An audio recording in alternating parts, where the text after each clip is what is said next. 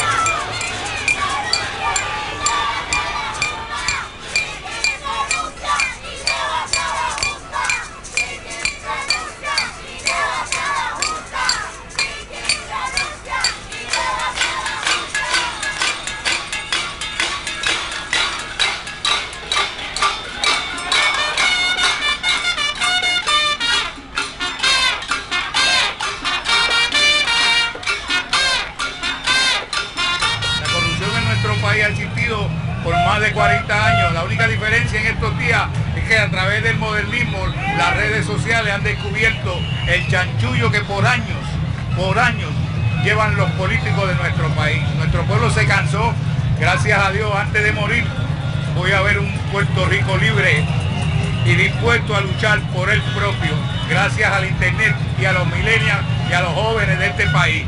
Todos tenemos que hacer acto de presencia, un día como hoy histórico, para rescatar nuestro país y volver a ser un Puerto Rico decente y con honor.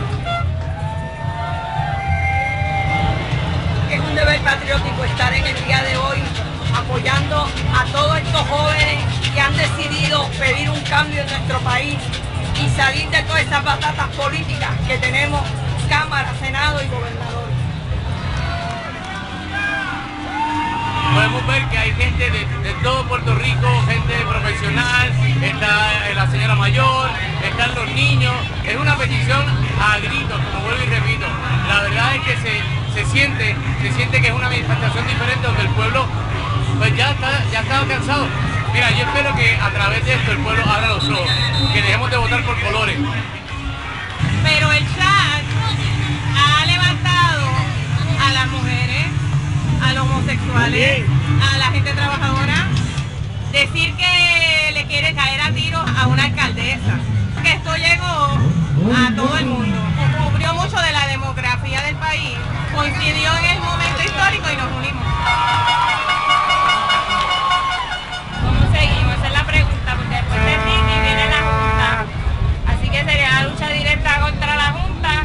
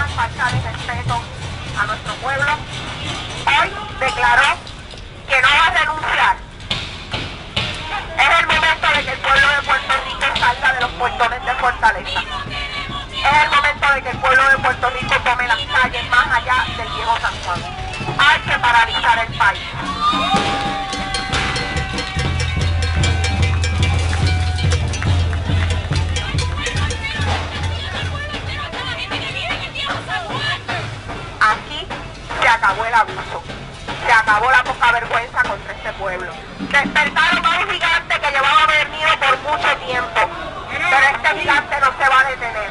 Este gigante no va a parar hasta que podamos construir un país decente en el que nuestras hijas y nuestros hijos puedan vivir con dignidad, con respeto, con valor. Es que a partir de hoy nos iremos todas y todos a la calle.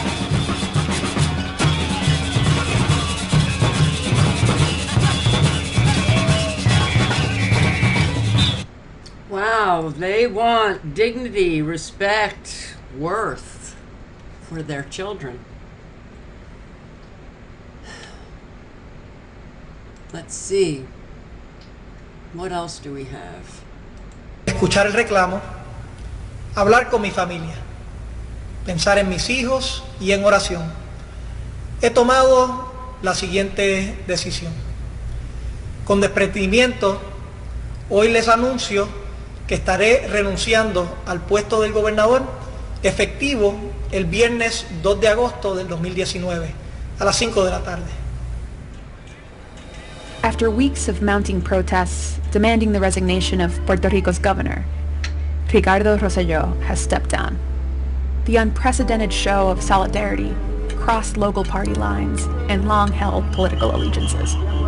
How did these massive demonstrations grow to this level? First, some background. Allegations of fraud already loomed over the Rosselló administration, with active FBI investigations and indictments in the Department of Health and Education causing public outrage. The breaking point came when hundreds of private chat messages between Rosselló and his inner circle were leaked. Published by the Centro de Periodismo Investigativo, a local investigative reporting nonprofit, and laced with homophobic, racist, and misogynist language, the chat logs unmask a seemingly out-of-touch political class. The almost 900 pages of messages expose Rosselló and his circle mocking those who died in Hurricane Maria in 2017. They also conspired to suppress dissent from political rivals and within their own party. Rosselló's replacement is Secretary of Justice Wanda Vázquez, who, in the absence of an acting Secretary of State, is next in line. For many, the resignation wasn't the only thing at stake. The island's hurricane recovery efforts continue to be a source of concern. I'm the best thing that ever happened to Puerto Rico because we did a great job in Puerto Rico. They don't like to give me the credit for it, but we did a great job. Almost 2 years later, with disputes continuing between the Trump administration and Congress, the process is at a crawl. Only a fraction of the $42 billion allocated by Congress has been spent on vital projects. In a place where American citizens can't vote for president in the general election and have no voting representation in Congress, Puerto Ricans succeeded in making their governor, the executive they do elect, listen. Wow. Yeah, I did a great job in Puerto Rico. Oh, man, Americans, it's really frightening what we've become.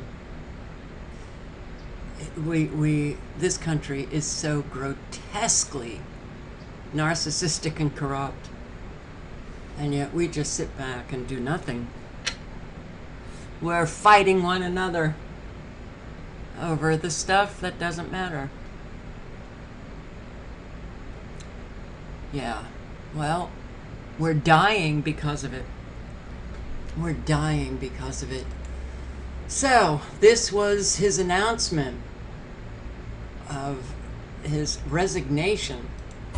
Hoy les anuncio que estaré renunciando al puesto del gobernador efectivo el viernes 2 de agosto del 2019 a las 5 de la tarde.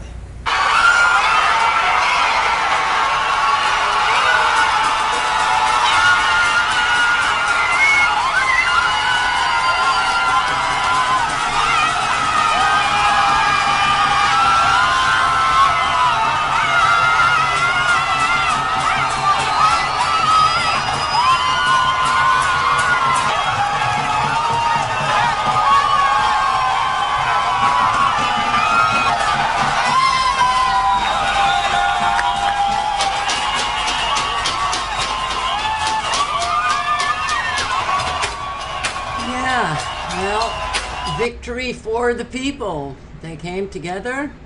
They got the job done. They didn't let up until they got the job done. Please don't let up. Fight every single day, every day, to rid the corruption that nobody should have to live under. Well, I was sent this article by a subscriber today. Monsters with human faces. The tyranny of the police state disguised as law and order. John Whitehead's articles. Please, I'll link below the Rutherford Institute, his articles. A constitutional attorney, John Whitehead. He nails it. But these weren't the kind of monsters that had tentacles and rotting skin, the kind a 7-year-old might be able to wrap his mind around. They were monsters with human faces, in crisp uniforms, marching in lockstep, so banal you don't recognize them for what they are until it's too late. Ooh, yeah, enough already. Enough with the distractions, enough with the partisan jousting, enough with the sniping and name-calling and mudslinging that do nothing to make this country safer or freer or more just. We have let the government's evil doing, its abuses, power grabs, land grabs, brutality, meanness, inhumanity, immorality, greed, corruption,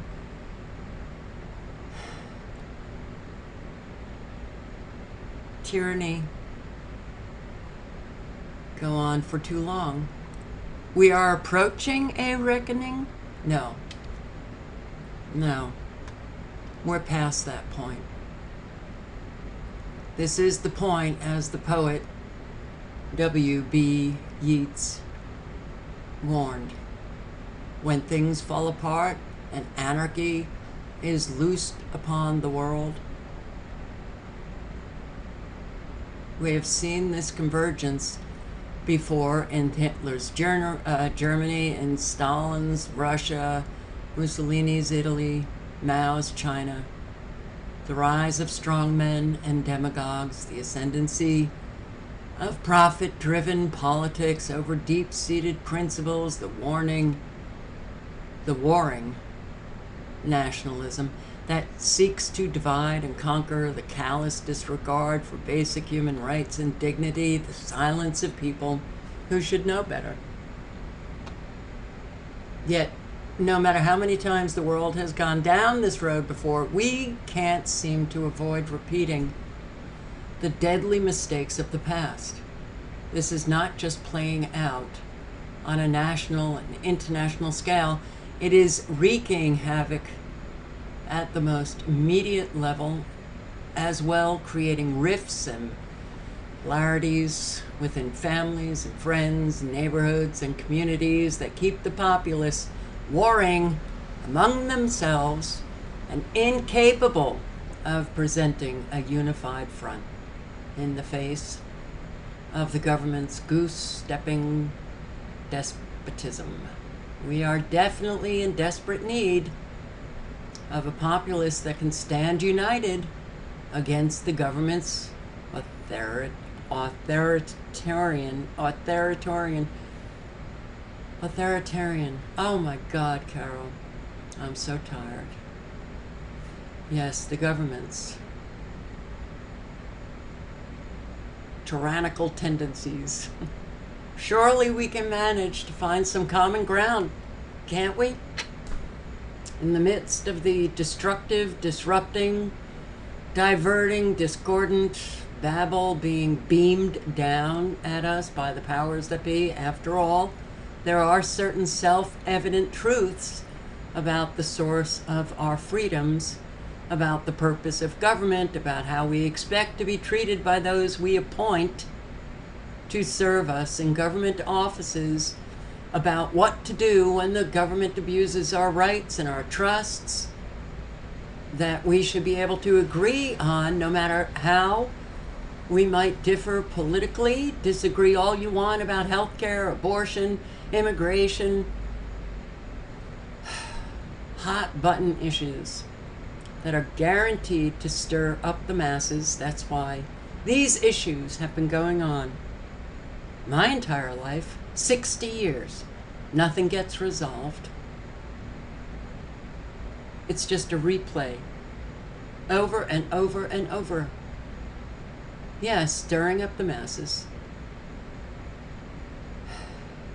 to secure campaign contributions and turn political discourse into a circus free-for-all. But never forget that our power as a citizenry comes from our ability to agree and stand united on certain principles that should be non-negotiable.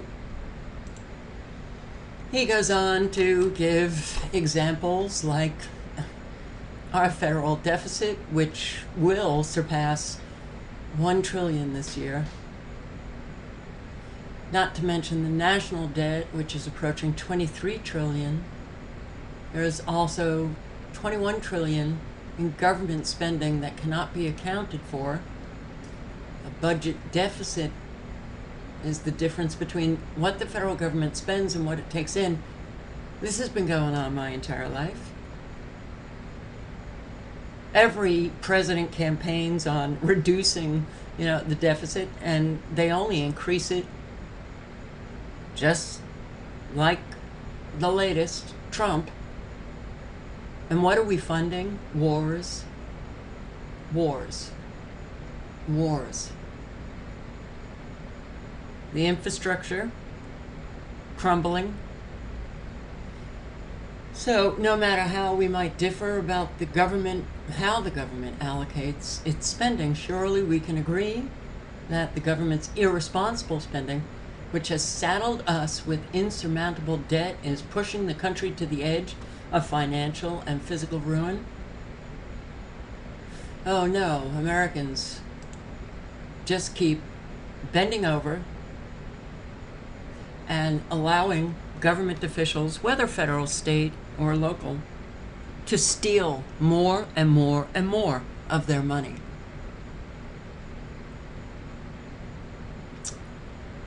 Having been co-opted by greedy defense contractors, corrupt politicians, and incompetent government officials, America's expanding military empire, bleeding the country dry, $15 billion a month, $20 million an hour, foreign wars. Wars that are so unjust.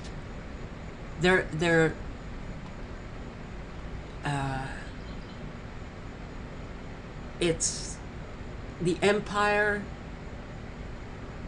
just taking its military power to invade other countries, kill innocent people, steal their resources, stay there forever. And we've known this for such a long time. Why do they continue? Why do they continue to do the exact same thing? Our government officials, our Pentagon, why do they do the same thing over and over and over again? Because they're never stopped. They're never stopped. And Americans are just too wrapped up in their own cozy little life until they're not and thrown out. But you don't hear from them anymore. Just hear from the comfortable who hang on. And that class gets smaller and smaller by the day. So, no matter how we might differ about the role of the U.S. military in foreign affairs, surely we can agree that America's war spending and commitment to policing the rest of the world, we're not policing the rest of the world, we are raping the rest of the world. Well, it's bankrupting us and leaving us in a very vulnerable position because so many of our troops are overseas, not here. All of the imperial powers amassed by Obama and Bush to kill American citizens without due process, to detain suspects indefinitely, to strip Americans of their citizen rights, to carry out mass surveillance on Americans without probable cause, to suspend laws during wartime, to disregard laws with which they might disagree, to conduct secret wars and convene secret courts to sanction torture, to sidestep the legislatures and courts with executive orders and signing statements to direct the military to operate beyond the reach of the law, to operate a shadow government, and to act as a dictator and a tyrant above the law and beyond any real accountability, all inherited by Trump, not stopped, just continued under Trump. Presidential powers now, executive orders, decrees, memorandums, proclamations, national security directives. We have a king. This country is no longer the United States of America. You know, that corporation that decades ago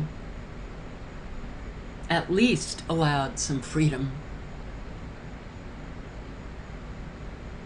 and opportunity, and it's all been destroyed. Constitution, no longer. And the American people could give a shit about anything. Leave me alone.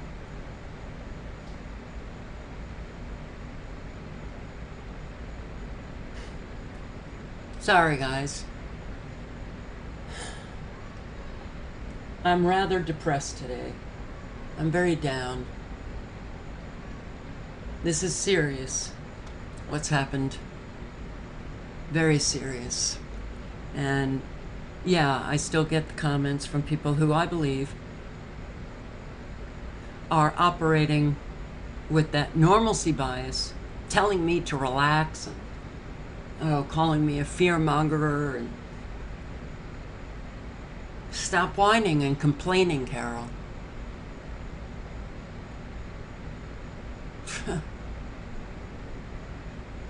Well, I guess I just see what is happening differently.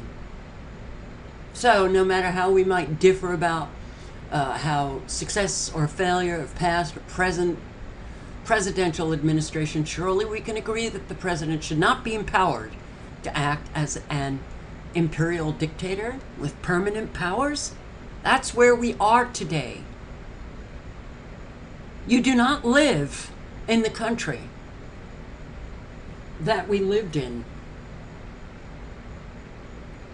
Certainly pre 9/11, 2001. It's gone. We're facing an unbelievable show of force by government agents with alarming regularity, unarmed men, women, children, even pets, gunned down by twitchy, hypersensitive, easily spooked police officers or psychopathic police officers who know they can gun you down and they're not going to face any consequences because courts are just, well, siding with the police over and over again. Oh, we have some, small little victories every now and then. The crumbs that people love to say, see, things are okay. No, things are not okay at all. Just recently, the 11th Circuit Court of Appeals cleared a cop who aimed for a family's dog. The dog showing no signs of aggression, missed and instead shot a 10-year-old lying on the ground. There are countless incidents by police for little more than daring to frown, smile, question, or challenge an order. Growing number of unarmed people being shot, killed for just standing a certain way, moving a certain way, holding something, anything that the police could misinterpret as a gun, or igniting some trigger-centric fear in a police officer's mind that has nothing to do with an actual threat to their safety. So no matter how we might differ about where to draw the blue line of allegiance to the police state, surely we can agree that police shouldn't go around terrorizing and shooting innocent, unarmed children and adults, or be absolved of that wrongdoing over and over again. Or how about our penal system, from one aimed at protecting society from dangerous criminals to a profit-driven system that dehumanizes and strips prisoners of every vestige of their humanity. In Illinois, I can't believe this, I didn't know this until I read it. In Illinois, as part of a training exercise for incoming cadets, prison guards armed with batons and shields rounded up 200 handcuffed female inmates, marched them to a gymnasium, forced them to strip naked, including removing their tampons and pads.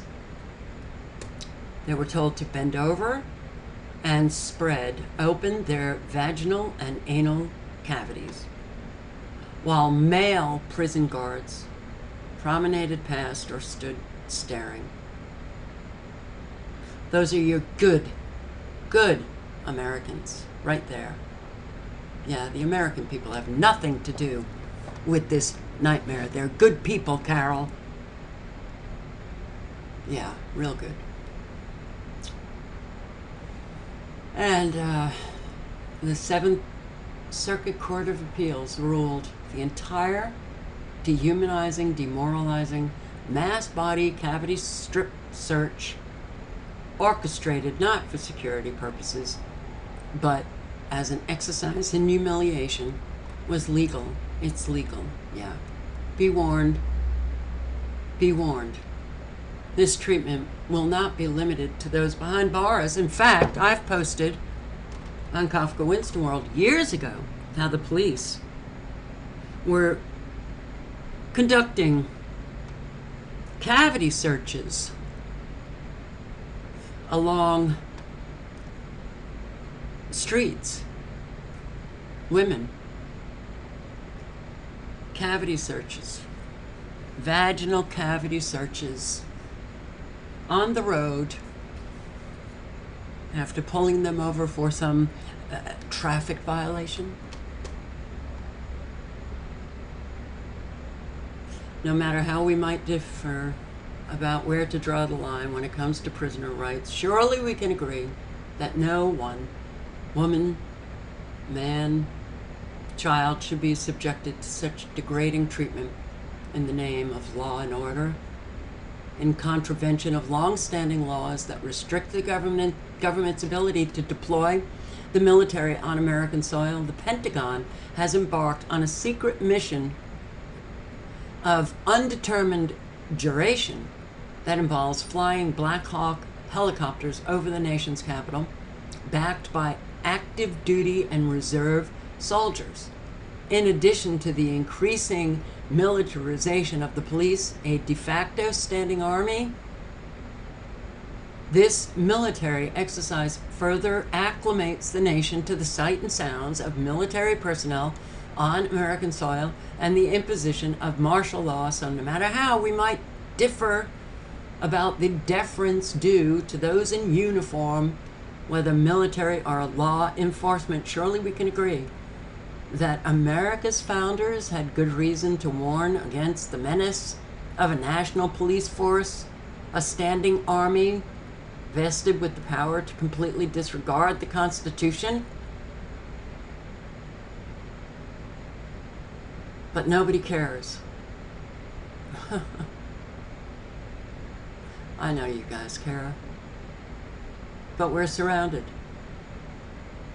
The large majority don't care about the Constitution, what this country was about. They don't care that there is corruption. They don't care that people are being destroyed. They don't care.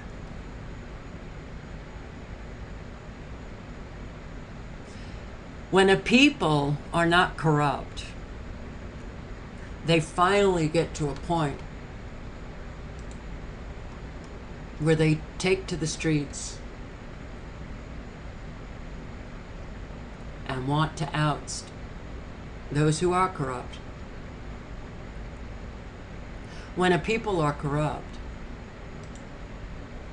they allow this kind of corruption to take place, no matter how obvious the corruption is, the immorality of the leaders. They don't care, because they're corrupt. Their souls are corrupt. Corrupted souls. We're surrounded by them. Countless tyrannies, large and small. That's what we live under now.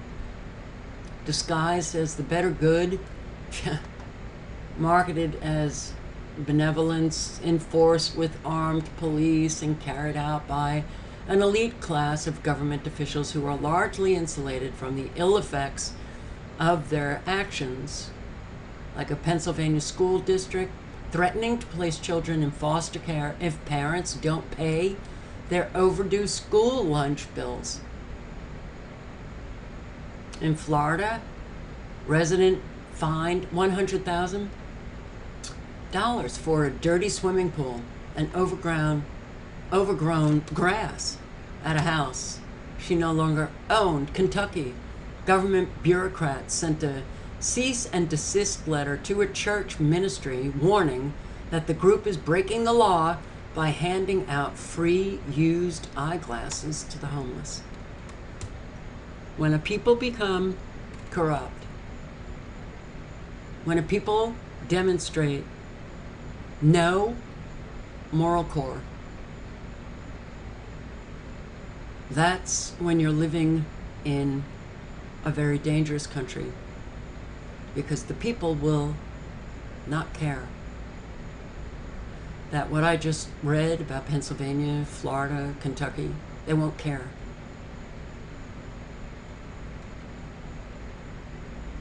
These petty tyrannies inflicted on an overtaxed, overregulated, underrepresented populace are what happens when bureaucrats run the show.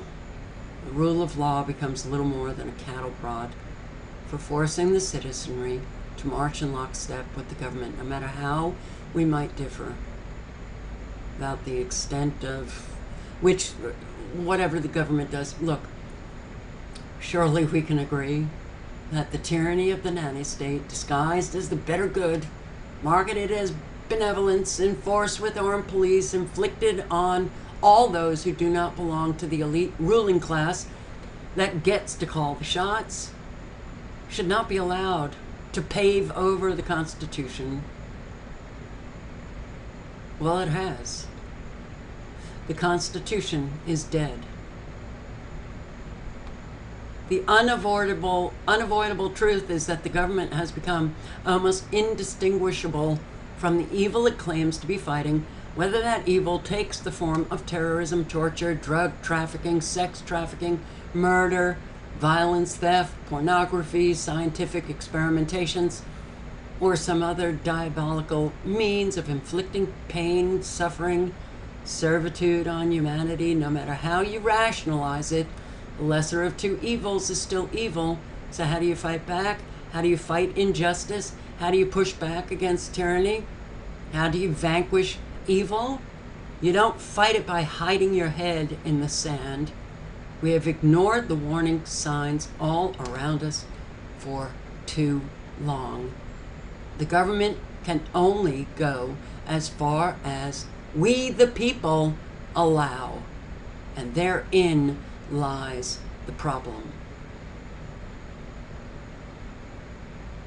The consequences of this failure to do our due diligence in asking the right questions, demanding satisfactory answers, holding our government officials accountable to respecting our rights and abiding by the rule of law has pushed us to the brink of nearly intolerable state of affairs, intolerable at least to those who remember what it was like to live in a place where freedom, due process, and representative government actually meant something. Having allowed the government to expand and exceed our reach, we now find ourselves on the losing end of a tug-of-war over control of our country and our lives. The hour grows late in terms of restoring the balance of power and reclaiming our freedoms, but it may not be too late.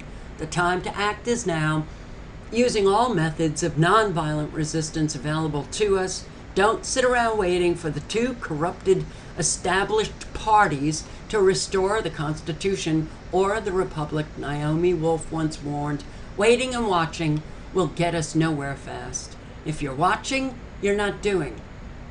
Easily mesmerized by the government's political theater, the endless congressional hearings and investigations that go nowhere, the president's reality show antics, the warring factions, the electoral drama, we have become a society of watchers rather than activists who are distracted by even the clumsiest government attempts at sleight of hand. It's time for good men and women to do something, and soon.